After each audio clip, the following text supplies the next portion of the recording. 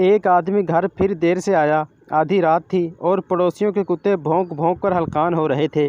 اس نے ہمیشہ کی طرح بہت پی رکھی تھی اور اسے اپنا کوئی ہوش نہیں تھا۔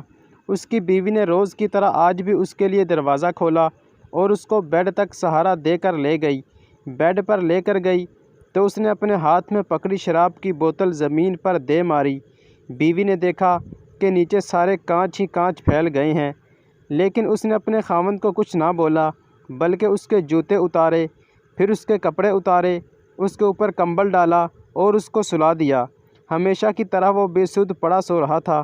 بیوی نے جھاڑو لا کر نیچے سے کانچ صاف کیے اور راستے میں کمرے تک آتے ہوئے اس کے شوہر نے جو کچھ بھی توڑا تھا وہ ہر چیز کو اٹھا کر گھر صاف کرنے لگی۔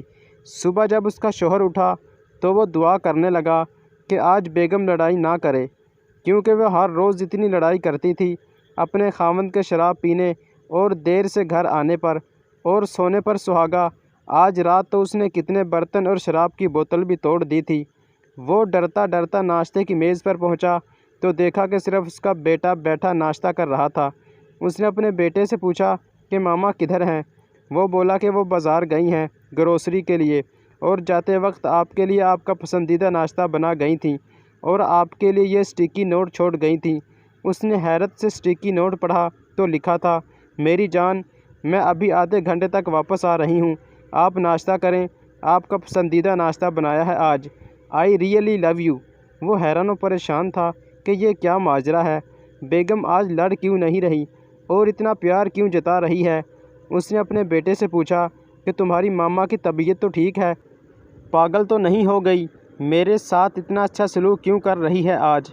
بیٹا ہنسا اور بولا، پاپا، ماما نے مجھے ابھی جانے سے پہلے بتایا تھا کہ رات کو جب وہ آپ کے جوتے موزے اور کپڑے اتار رہی تھیں کہ آپ پرسکون ہو کر سو سکیں، تو آپ نے اتنی پی رکھی تھی کہ آپ نے ماما کو پہچانا ہی نہیں، اور آپ نے ان کو بولا کہ او بی بی، میں کوئی ایسا ویسا آدمی نہیں ہوں، خدا کا خوف کرو، پیچھے ہٹو، میں شادی شدہ ہوں۔ ماما آج صبح سے گانے گنگناتی پھر رہی تھی۔ یہ سن کر باپ بھی ہنسنے لگ گیا۔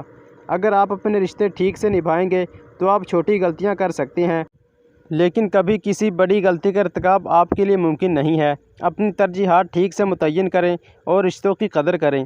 جب آپ کی ترجیحات کی درست تقرری ہوتی ہے تو آپ کی عادتیں خود بخود ٹھیک ہو جاتی ہیں اور آپ کے گھر والے آپ سے پیار کرنے لگتے ہیں اور آپ کی چھوٹی چھوٹی غلطیوں سے بھی پیار کرنے لگتے ہیں۔ پر یاد رہے کہ کسی بھی رشتے میں بے وفائی ناقابل معافی جرم ہے۔